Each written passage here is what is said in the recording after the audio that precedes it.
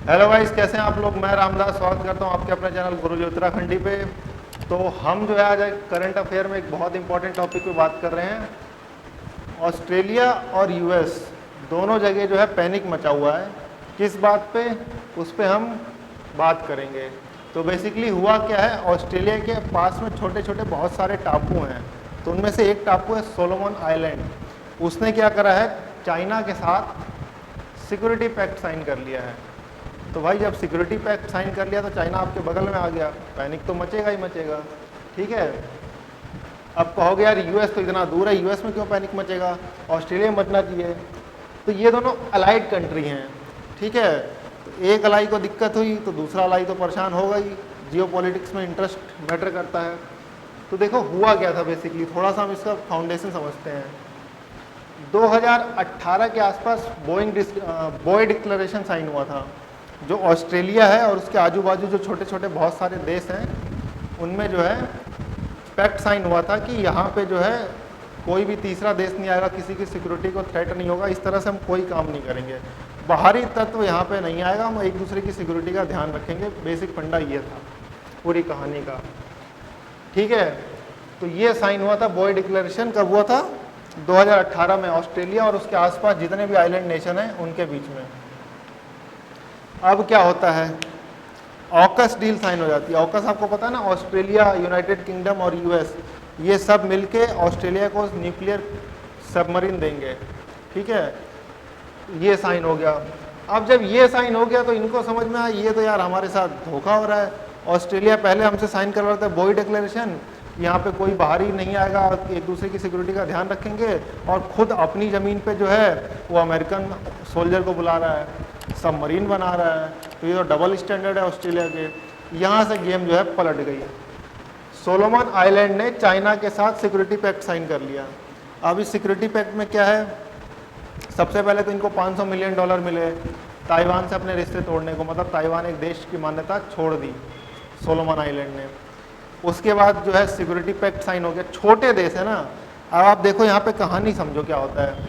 हमारे आसपास जितने देश हैं, चाहे वो श्रीलंका हो, नेपाल हो, पाकिस्तान तो चलो छोड़ ही दो, इवन बांग्लादेश भी हो, लिमिटेड देश हैं। कितने हैं, पाकिस्तान वो तो चलो पूरी तरह से चाइना के उसमें है, उसके बाद दूसरा कौन सा है, नेपाल, तीसरा श्रीलंका, चौथा कौन सा है, बांग्लादेश, और कुछ हद तक एक म्यांमार मान लो।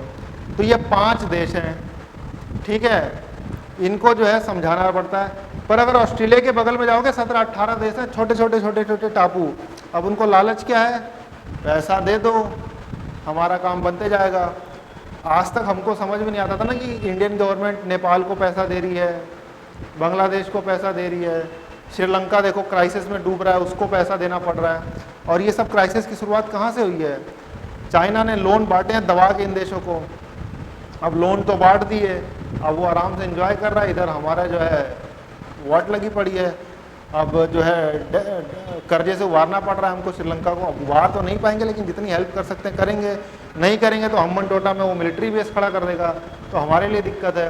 तो इस दिक्कत को आज तक ऑस्ट्रेलिया, यूएस, ये बड़े देश समझ नहीं पाए थे। अब जब सोलोमन आइलैंड जस्ट ऑस्ट्रेलिया के बगल में है, वहाँ पर जब सबमरीन डॉक होंगी ना चाइना की, तब ऑस्ट्रेलिया को समझ में आएगा कि इंडिया क्या प्रेशर फेस करता है लद्दाख में, चाहे पाकिस्तान की तरफ से, चाहे अरुणाचल प्रदेश में, सिक्किम में, हमें क्या प्रेशर मिलता है। अब इनको समझ में आएगा।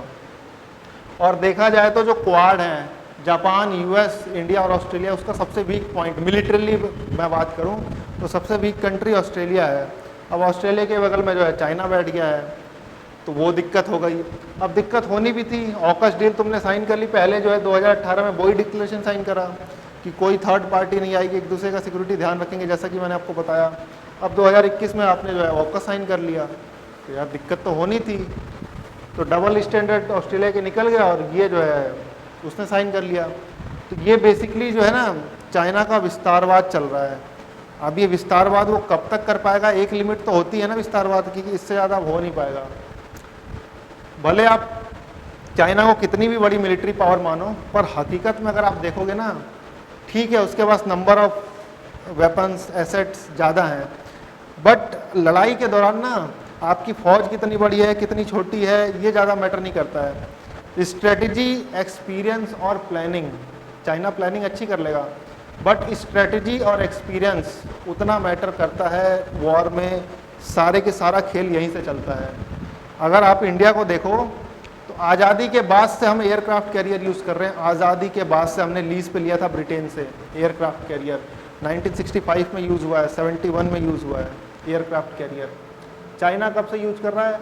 अभी पिछले दो ढाई दशक से। तो हमारे पास एक्सपीरियंस बहुत अच्छा है, बहुत बड़ा है, तो उसकी दिक्कत नहीं है। चाइना का जो है एक हिसाब से ना, जब दिया बुझता है तो थोड़ा भभकता है ना, वही चीज़ चल रहा है। इकोनॉमिक सुपर पावर चाइना है, यस है, मिलिट्री है, स्ट्रेंथ में है, पर अगर आप उसकी स्ट्रेटेजी में जाओगे तो डाउट है। ठीक है, तो ये चीज़ें हैं। तो आगे चल के जो है चीज़ें बहुत तेज़ी से बदलने वाली हैं, और ये जो दशक है 2030 का, इसमें आपको बहुत सारी चीज़ें ऊपर नीचे होते हुए दिखेंगी। तो इसमें जैसे जैसे आगे चीज़ें बढ़ेंगी हम इस पर जो है बात करेंगे। फ़िलहाल के लिए थैंक यू।